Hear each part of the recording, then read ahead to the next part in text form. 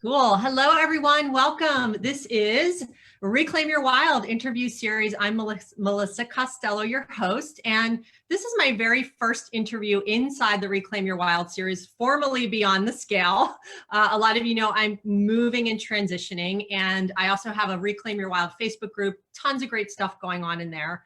And I have a special guest today, Meg Church. She's the Sabotage Slayer. I found her on Facebook just doing some research, and I went into her group and was so impressed by all that she does. And I'm going to have her share that with you and how she helps women overcome sabotage in many areas of their lives. And we're going to dive into that deep today. So welcome, Meg. Hello, this is so exciting. I love organic stuff like this. So I know, me too. So and you know, as much as we love social media, I would never have met you if it weren't for social media, right? And like had this, you and I have so much in common, right? And there's this connection. So let's jump in. I want to hear all about you. So tell us about you, your story, how you got involved in the work that you do with women in sabotage. For women and men. I don't know. Do you work with men too? Because I know you and your partner work together, right? Yeah, men too in the relationship realm, and I mean, I guess getting out of your own way too. But the women, I mean, I'm a woman, so I know that even more. Yeah. Eric can kind of handle the men, but I think with anyone that has a passion and a love for what they do, usually it's because they've been through a struggle. Totally. Yes. Totally. Yes, with all the food issues and the body and all that.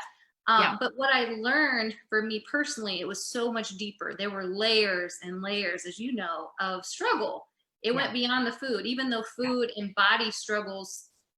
Oh, it was like a prison for me since age 16, for like a 15-year span that went through various levels, whether it was like, I was never one eating disorder. It was like a mix of all of them. So when you think that, oh, I don't have one because it doesn't fit one particular thing, then I don't have an eating disorder, when really I had a very disordered way of eating. Yes. And it wasn't normal. So I went through this whole process of trying all the things, doing all the diets, going back to school, moving to New York to become a health-based chef, thinking that was going to help me heal. And I realized as I was healing, I was also getting sicker at the same time. Like my struggles kept coming up, but it was also the area where I was finally ready to dive in, to look at myself and realize I had a self-worth issue. I had a perfectionist issue. And it wasn't the food. It was the control. It was just not enoughness. And now I can see that that's so many layers of self-sabotage. I was the one holding myself back.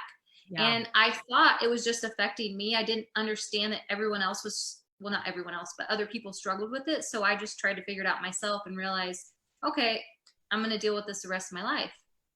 But it impacted relationships. It impacted business. Just all the things. And so finally, when I found out how to get out of my own way, and you have that massive breakthrough, it's like the angels come out and you just feel so excited. You want to share that with the world. And so that, I guess that's kind of where I'm at now. That's like the dimmed down version. But one of the things that really stemmed my last little bit of healing was actually something really tragic in my life. And one of my really close friends who was also a client of mine passed away due to the aftermaths of an eating disorder that I knew she had. Oh, that's heartbreaking. And, you know, as our last phone conversation, she was diagnosed with cancer, adrenal cancer. And the last day I talked to her, which was when I first got back from New York, she had shared it with me. And I just thought, wow, like I would do anything to try to teach her the things that I know now to really help her get out of her own way. So she's always like that why behind everything. But it was right after that when I found out that I had my last relapse into a binge cycle. And I was in my car in a Meijer parking lot, really basically surrendering and praying at the same time with the ugly cry. And that was my breakthrough. It was finally like, okay, I've like loosened up my grip. I'm trying to control everything and fix everything and perfect everything. It's like, dude, I need help. Like, give me all the love. Okay, this is so juicy. So I want to make sure, because I want to get all of this, because I think your journey is so important. So when you said this started for me at the age of, you said 15, right? 15, 16. So like, what for you, what was that, like, what started it for you? I know it started it for me. Was there any one thing? Was it a combination of things? I kind of want to hear how it started and how that belief system kind of seeped in without you even knowing, of course, right? Yeah, you know what? My story with this is still kind of strange. I feel like I didn't have a terrible upbringing. I didn't have like unsupportive parents. I didn't have a mother who was obsessed with her body and then projected that on me. I didn't have that at all. I had a very confident family that just did all the things. But I feel like performance was such a thing in my family in some ways.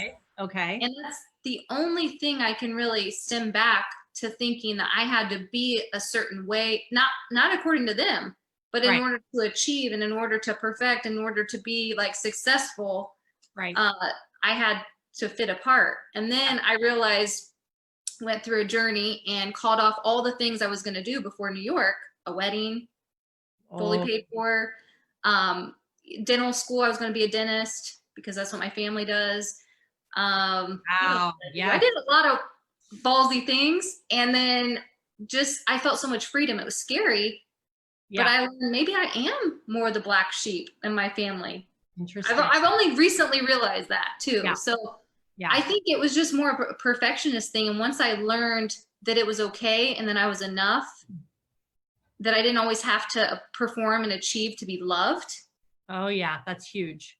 Then I started being like, okay, I'm having breakthroughs. Yeah. Yeah.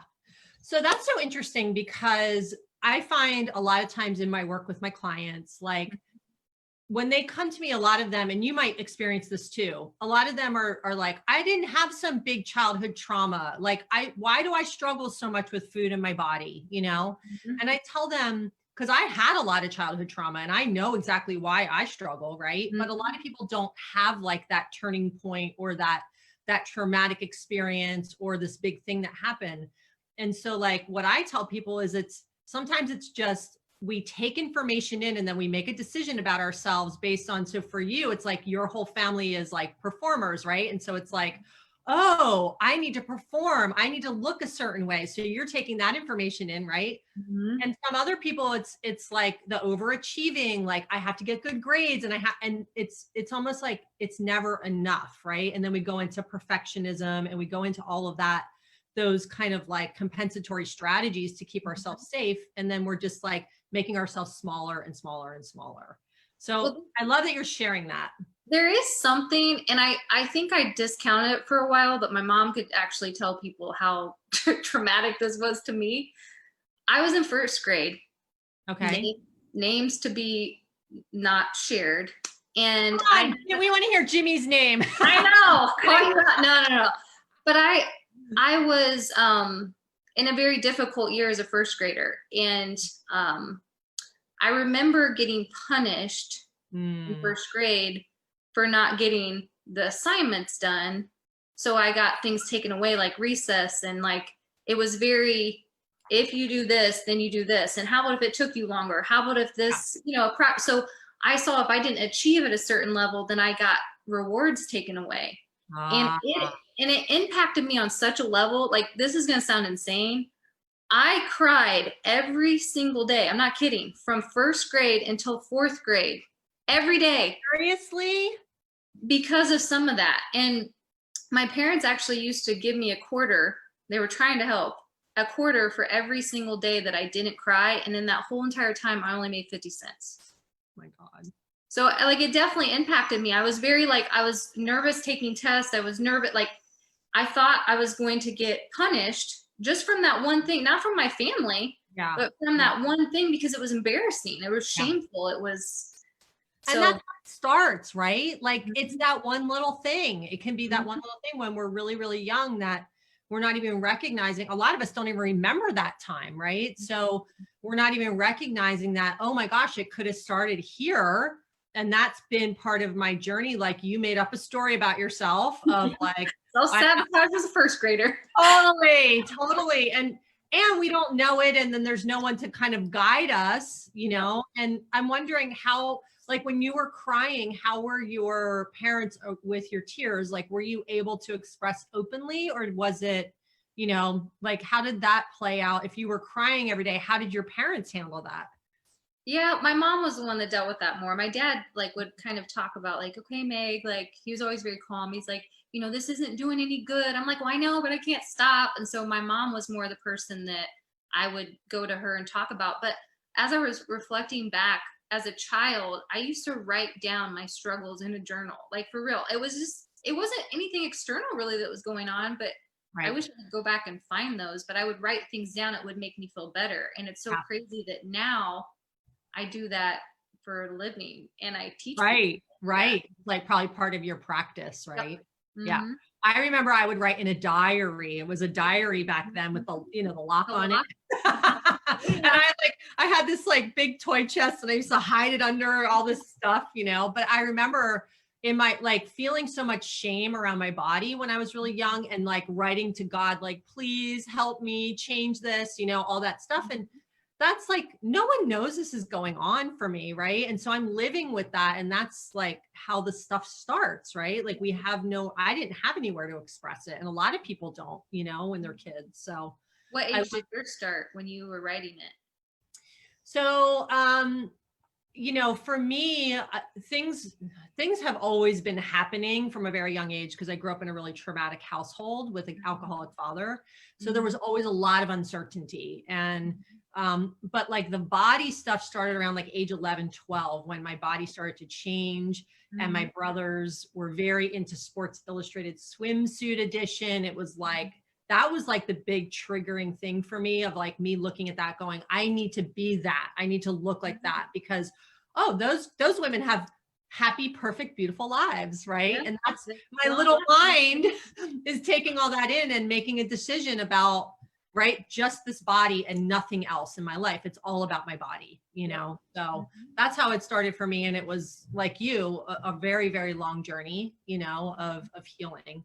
So I want to hear for you. So you said from 15 to when, like what you said you had some breakthrough moments, like what drove you to actually get help? Like what was your, you know, I know you said your friend, right? Your friend had passed and that was a turning point. Were there other turning points? Yeah, so that was actually more towards the tail end of it, believe it or not. Like that was like my last, like when I already thought I was healed, I moved back from New York, you know, my friend passed away. Mine was around the time of my whole life, like changing, like probably 24, 25.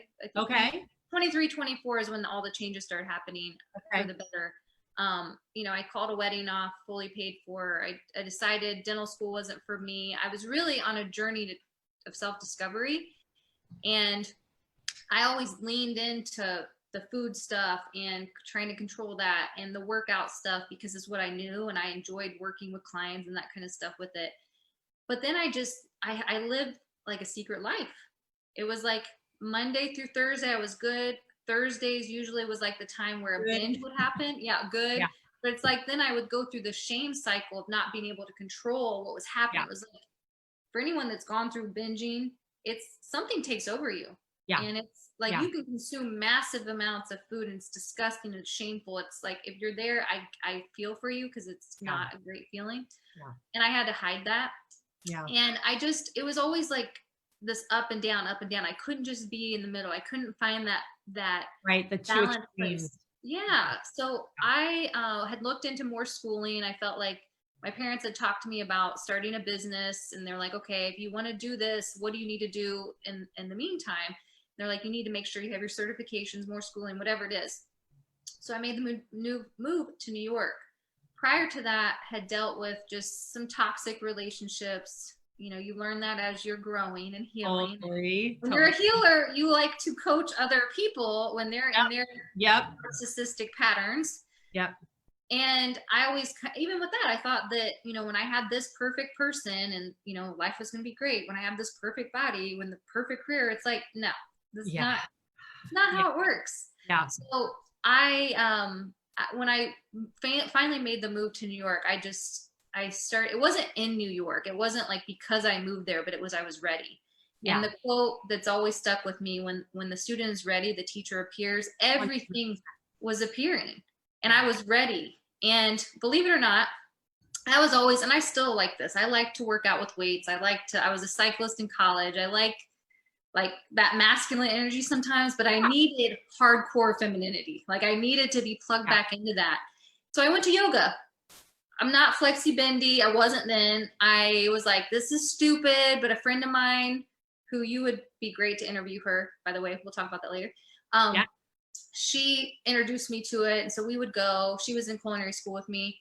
And I started having breakthroughs. Like I thought it was so stupid and scary at first. And then I started finding peace, and I was learning how to surrender to something that was really hard for me. Yes. And I learned how to be broken open. I learned how to create space for healing to happen and to reflect and to be with emotions. And it wasn't even just the yoga. It was just teaching me to slow down and to work with my anxiety and stuff. And so from there, I did all kinds of crazy stuff, worked in yoga retreats and worked at, oh my God, I'm telling you, we have like such similar paths. It's crazy. Isn't it fun? Like we were sharing earlier, I worked at, it's no longer there, I just found out, but at Jiva Mukti in New York. Oh yes, I love that place. For a little bit. Just as my internship, and just did things, worked in an ashram, just did things that I would never have done. Yeah. And learned. And was able to be myself without labels on it. I was away. No one knew me. No one knew me as a trainer. No one. So if I messed up, it was okay. So I learned, I never put this together. I learned how to fail. Yes. Like, I love that. I love that. And like, I wasn't going to die if I failed. Yeah. So it was really that whole journey of seeking balance, I think, trying to find balance and not living like, like you were saying, 11-year-old stressed out about things they shouldn't be stressed about. Right. And just, I mean, constant state of worry and always like for me, I needed to find a place where I could feel some sense of control because everything was so chaotic and out of control. So for me, food was the place, right? It was the place I went to soothe myself, to get that false sense of control, Okay, so we're going to start to talk a little bit more about your work, but first I wanted to hear, I'm always all about the feelings, but so you made these huge changes in your life. Like you called off a wedding, you moved to another city. Like, how did that feel for you? And how did you dig to get the courage to do that? Because that is like crazy huge to do something like that, right? I'm sure that was like spinning inside of you for a long time before it happened. And like, what did that feel like? And how did you finally make the decision? Scariest stuff in my life, like for real, but it's one of those things I can look back at. I'm like, I wouldn't want to go through that again. But it was finding my own self. I was finding Meg. I wasn't people pleasing anymore and doing the paths that other people wanted me to do. I was discovering and failing and messing up. And, when you experience something that you don't want, this is something I teach, instead of viewing it as a failure, it gives you clarity. Yeah. Like, it's information. From being in toxic relationships. Well, I don't know if you know, but I know from being in toxic relationships, too. Yeah. From being in toxic relationships, exactly what you don't ever want to experience again. That's right. So although it sucked and you don't want to go through it anymore, it gives you a little bit more clarity. And I always say you can't have success until you suck at it. Like there's not one or the other, right? So for me, and I guess I don't really share this part a lot, but with the whole calling off a wedding, fully paid for wedding, that's like a huge decision, right? And you're letting a lot of people down, right? So I'm just wondering, like, how that process, like, what was that like? Well, I guess to start it, before I get into the drama of it, I had to do a lot of healing work around that. Yeah. And I always want to respect his family. I want to respect him. He's a great person. We would have ended up divorced because I was a hot mess. Like I didn't know who I was. So you're like marrying a chameleon, and who's going to change? Because I did. Right. But I messed up a lot. I had to forgive myself. I actually went through a whole forgiveness thing while I was in New York because of it. Yep. But just knowing things weren't right, deep down making stupid decisions along the way that helped me decide that too. Yeah. And finally having the courage, because it did take a lot of courage to say something to my mom first and then tell my dad. And then figuring it out afterwards. And I realized my parents' love for me, because they're like, okay, like we'll figure it out. It wasn't like, oh my gosh. Right. That's amazing that you had supportive people around you to do something like that, you know? Well, that's the thing. Sometimes I think you think so much about what are people going to think versus how you feel in your own happiness. Yeah.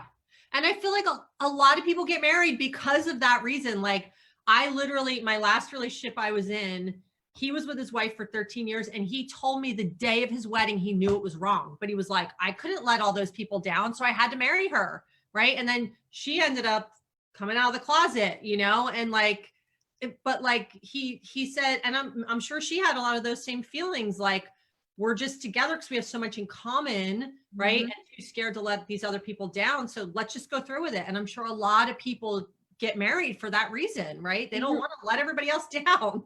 The amount of people that say that to me or say it to Derek and I is insane. Yeah. I bet you hear it a lot. Yeah.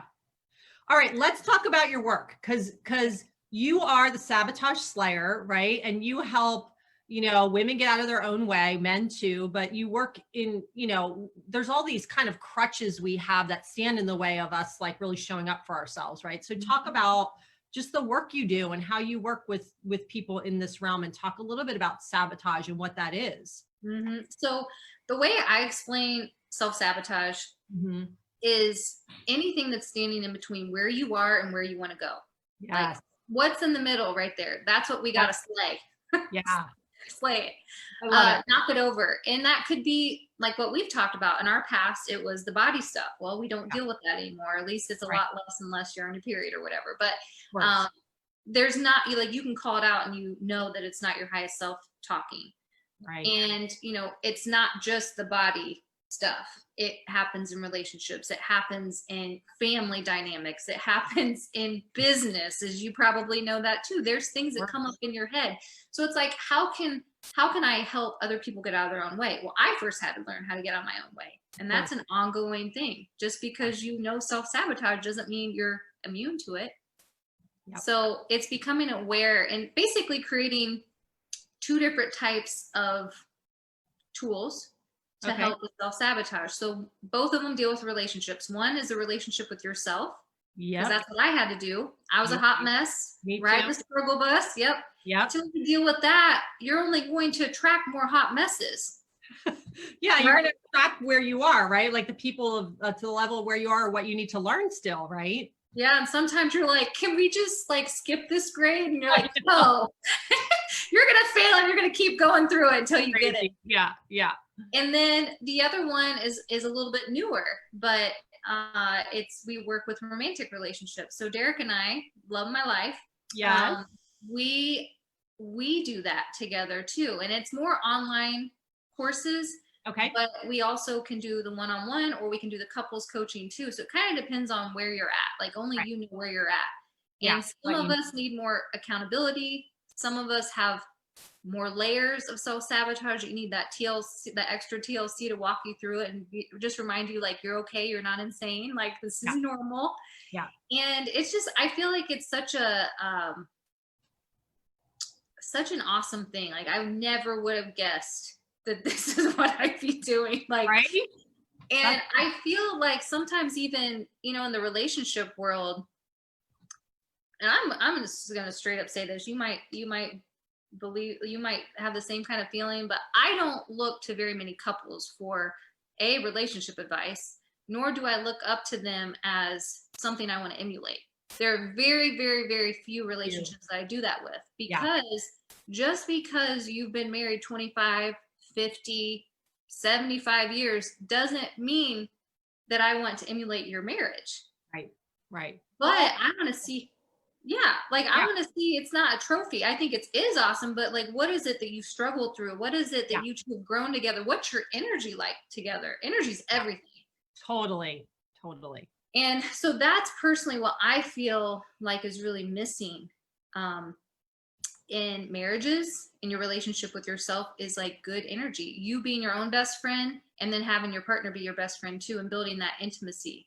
Yeah. Because when you do things together and you don't have to hold yourself back, it's amazing. Very freeing, I imagine, like liberating, right?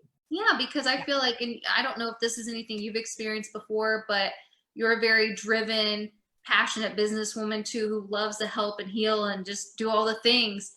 But when you're with the wrong person, they become your anchor, and you're like trying to like move the boat. Yeah. Yes. You're trying to move the boat and they're like, come on, come on. And you know, when you finally realize like your worth, and you realize, no, like like this is not, we're not settling anymore. And you elevate your vibe, you're going to attract that person if you're ready, and you break down the walls that have been like around your heart. I had someone work with me one time. I can't remember what his name was or what. It was when I was going through a phase. And he basically told me that I had so many walls around my heart. He's like, most people have like, I think he said like a quarter size. Mine was miles long. I'm like, great. Thanks. Got a lot of work to do. I'll get the excavator out here. Yeah. So chips away the. Well, I also think with the whole relationship thing, just because you're on a good path yourself, I think we still self-doubt our worth along that journey. Yeah. Yeah. Because your miracle can come like that. Yeah. Yeah.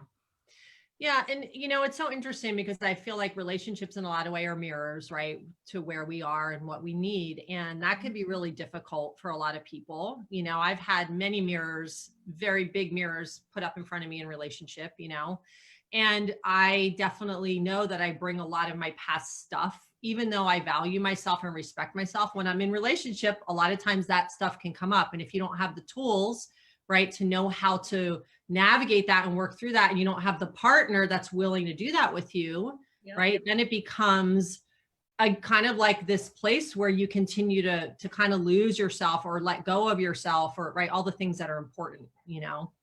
So when we talk about self-sabotage, what do you find is mostly at the core of the reason why people sabotage? I think I'll try to use like more of a general example, but I think it's not really knowing what the roots are.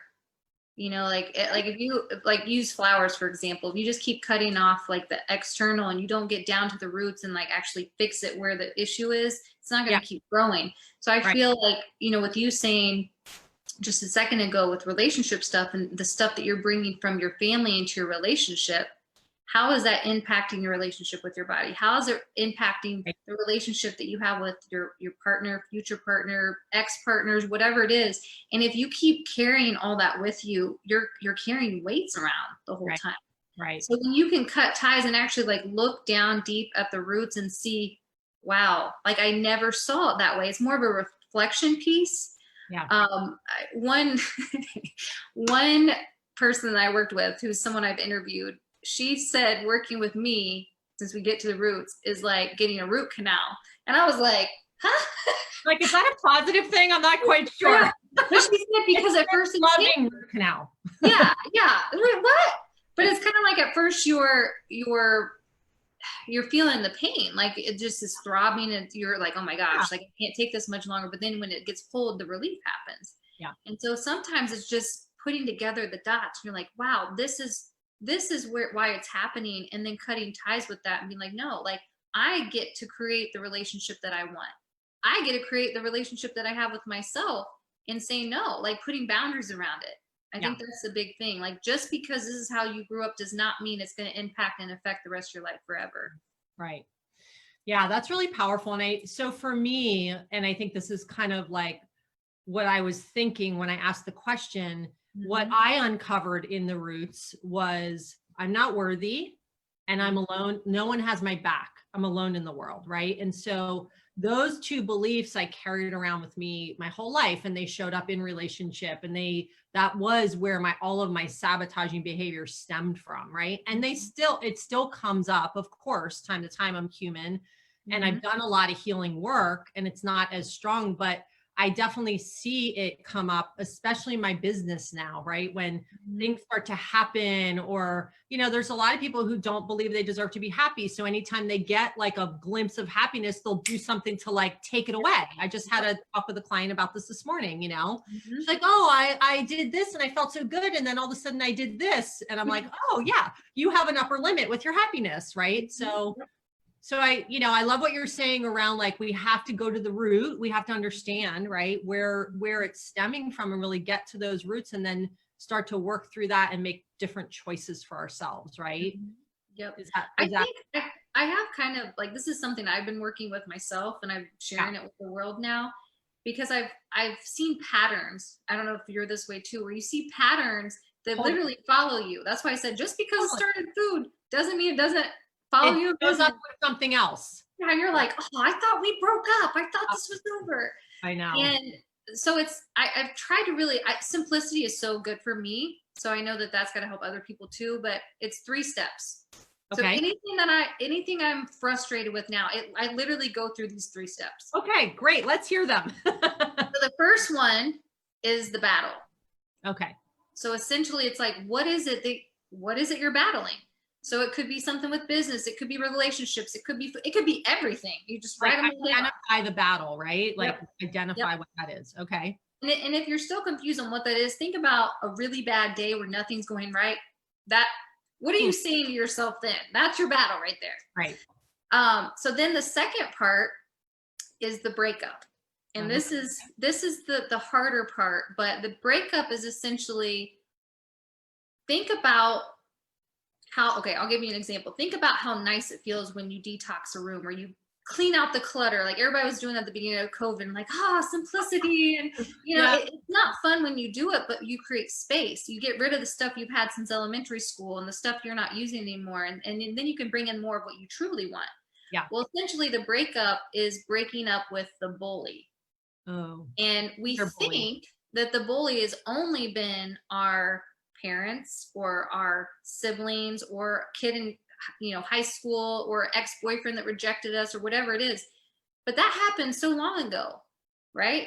But who's recycling it in our head? It's us. We're the bully. Yeah. So when we realize, okay, yeah, those things happen, and you accept that, you realize you're the bully, and you're like, oh no, like I'm the worst inner critic. So it's time to break up with that. It's like, no, you're not going to keep talking to yourself like that. And you're going to call it out. But like, we do not have time for this today.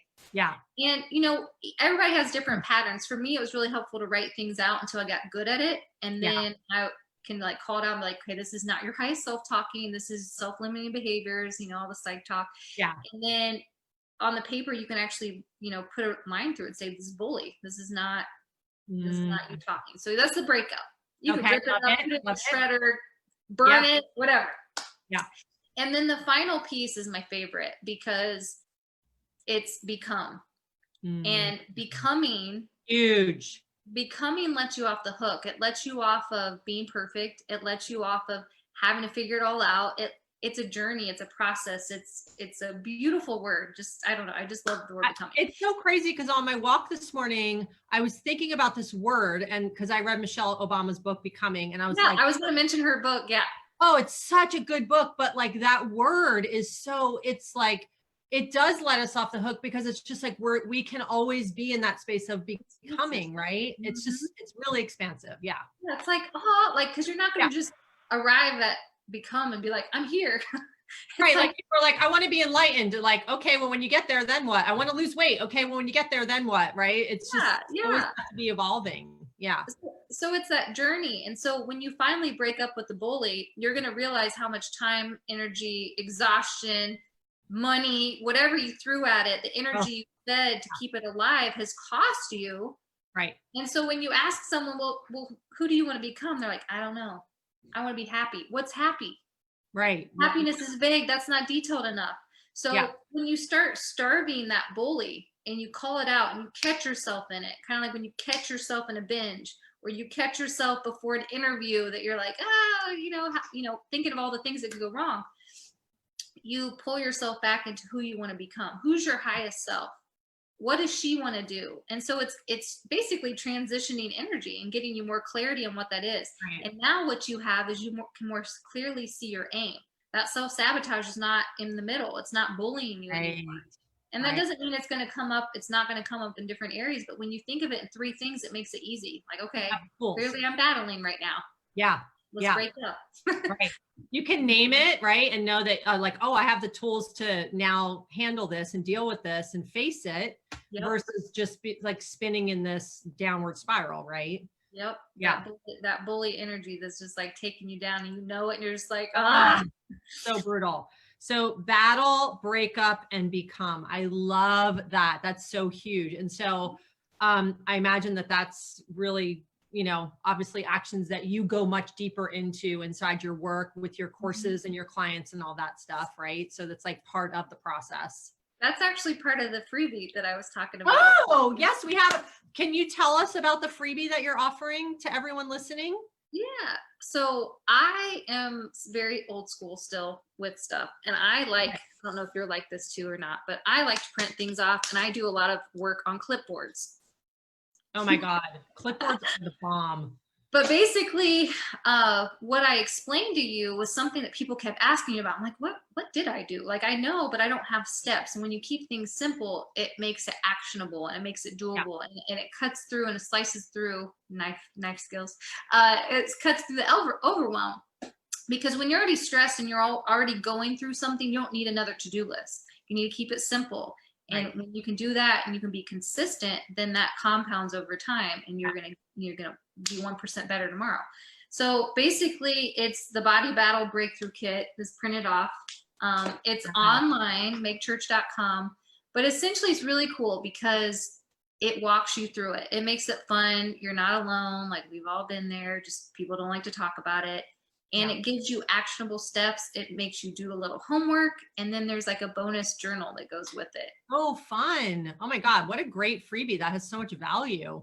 Yeah. So it's something, I think it's fun. It doesn't, even though we call it the Body Battle Breakthrough Kit, as you and I have talked about, like rebranding and just, you know, this applies to anything, whether it's like your relationships, business, whatever. So even though it says Body Battle Breakthrough Kit.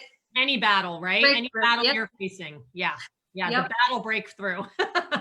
Just so meg.com, you guys go check. I'll put the link to that in the comments, but make sure you go check that out and download that breakthrough kit, because I'm sure you go much deeper into these steps and how to implement them. And it's like, it's so awesome to have a 3-step process when the shit's coming up, like the shit's hitting the fan. It's like, oh, I'm in the battle. Okay, this is what I need to do next, right? We're at war right now.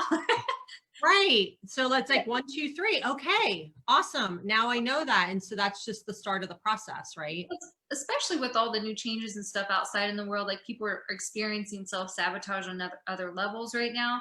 So for me, this is something I personally use. Like, it's something that I personally use in business. I'm like, okay, this is where we're at.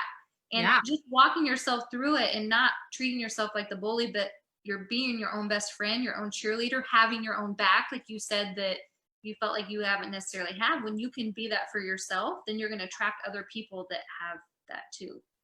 Totally. And I really feel like we're going to wrap up in a second here, but I really feel like self-sabotage is such a huge form of self-abandonment. Like, it's just, right. It's like the way, so I abandoned myself for years with the food stuff and the body stuff. And like, just, it's like, even though I felt abandoned and I felt like no one had my back, I kept abandoning myself. So I love that you really encourage this kind of like build that relationship with yourself first and foremost. That's the most important, because we don't have that. How can we expect anything, right, in our lives, or people to show up for us, or to, you know, to get the help we need or the support we need, if we're not able to like stand for ourselves, right? And also, I think forgiving yourself for abandoning. That's huge. Like, seeing it and being like, wow, I did do that. Like, my family might have done this too, but I did it to me. So I need to forgive myself for that. And then maybe I can forgive my family, or, you know, whoever. Yeah. And I think that's like Brene Brown talks a lot about owning our stories, right? Like, how do we own these parts of ourselves, or these parts where we don't feel like, you know, I did good. And I was talking to a client about this yesterday. She's like, oh my God, I failed myself and so many other people so many times. And I was like, well, we can't, we can't change that, but you can forgive yourself for that and just own it and move forward and just say like, that's what I knew then. I didn't know any better. And it's pointless to beat myself up, right? In today's day and age, it's like, let's just move forward and figure out like, what do I need to do for myself moving forward, Mm-hmm. And I think that stuff like that shows up in so many different areas, just like what you were saying earlier. It's like you've seen pieces of self-abandonment show up in relationships. And for me, I swear when you work with people, you receive coaching too. I'm sure you feel like that too. You learn so much and you're like, wow, I was having a cry fest this morning, like happy tears, realizing how much I love my people. Like I knew I loved them, but letting them in more because I had lost a client before. I literally, like, she died. I had lost a business person that was in my business that, we're friends and stuff now, but it felt like death. And so what I did was protect myself, and I put walls up that were miles long, as I said. Thicker ones. Yeah, like really, really thick walls. Yeah. And so now it's like, man, it feels so much better to connect at the level that I want. And I'm feeling like more and more myself daily, just by doing those little practices that you think are insurmountable at the time. And you're like, no, like, just keep showing up, even when it sucks. Yes, totally.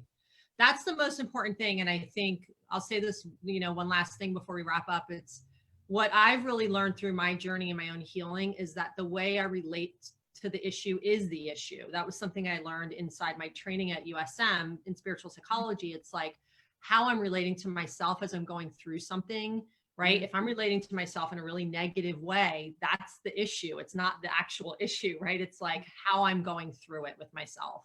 And I think that's a lot of like the work that you're doing is teaching people how to go through the experience differently, like identifying and then shifting that and becoming something else, right? Like becoming stepping into a different part of yourself, You learn the tools and then you can self-coach. Yeah, exactly. That's what it is. Cause that's what's so awesome. Yeah. Yeah. I was so proud. I won't give all the details, but I was so proud of someone that I worked with that messaged me earlier. And she's like, I identified the pattern and I knew that I really wanted to do this, but if I kept going down this route, I was going to live in a lot of regret. And then I would ruin this relate. And you hear that stuff and you're like, yes, you almost did it, but you caught yourself. And now you're empowered. Huge. Yeah. That's huge. That's huge. Well, Meg, this has been such an incredible conversation. I'm so glad that you and I got to connect. One last question before we wrap up, and then I want you to share what your Facebook group is too. Okay. What does Reclaim Your Wild mean to you? Freedom. Yeah. Your wild side, like being free, like being stripped of all the layers, like nothing holding you back. Like it makes me really think of a wild horse, like, yeah, I know. Wow. Free for your mane. Yes, right. Oh my God, I got chills. I totally have chills right now. That's awesome. Because when you live like that, no one's going to stop you. That's right. Yeah, I mean, horses don't give a shit about what anybody thinks. That's why I'm so in love with them and attracted to them. And I'm actually getting a certification in equine therapy so that I can bring that work into working with my clients too. So awesome. Well, tell us what your Facebook group is and again, your website where they can get the free gift. Okay. So Self-Sabotage Slayers is where we met. Yep. And then the website's my name. So megchurch.com, and that Body Battle Breakthrough is on there. So I would love for it to give you a breakthrough. Yes. Well, thank you so much for being here. And this was so lovely. I'm looking forward to you and I just connecting more and building our relationship. It's just and I'll have you on. You'll be so much in common. Yeah, that would be really fun. So, well, thanks again. And I appreciate your time. I appreciate you, and we'll connect soon. All right. Thank you. Bye. Bye.